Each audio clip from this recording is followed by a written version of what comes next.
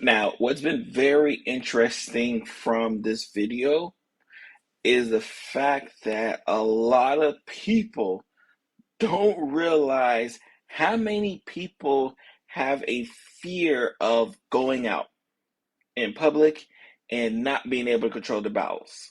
And more importantly, because I think a lot of times when we even think about, like, what do you mean you can't control your bowels?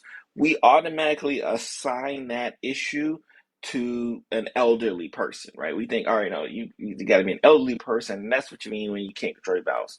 But we totally neglect that population of people who have IBS and other GI related issues that have to almost game plan to step out the door.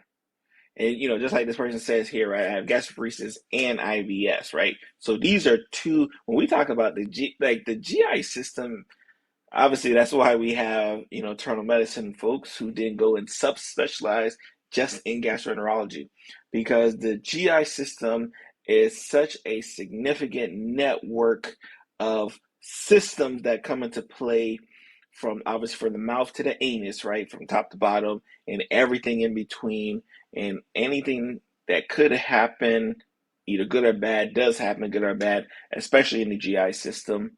So I think a lot of people are very, very, very not necessarily dismissive, right? But just like in a different world, because they have the luxury of being able to just get up and poop, go out in public, right? Get up and go to the store. Get up, go to the mall. Get up and go and do those things, and not have to worry about, okay, I need to know, okay, if we're going to go to this store right here, all right, where are the bathrooms? Like if I go into, this establishment, all right, where are the bathrooms? Like they don't even think to have to recognize that they need to stake out bathrooms. And there are a lot of people who won't eat, who will change their whole regimen before stepping outside, because the fear is, if let's say they don't, and they end up outside or end up in a place that they're not familiar with, and then they don't know where the nearest bathroom is, they could be that person on the airplane, right? A lot of people, obviously,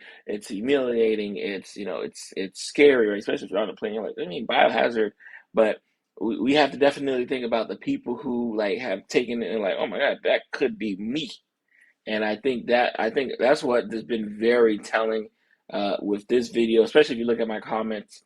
A lot of people kind of guessing what it is, but then you see a lot of people say, "Man, I can't even go outside without knowing, without knowing that, okay, if I go outside, I need to know how to protect myself when I get there."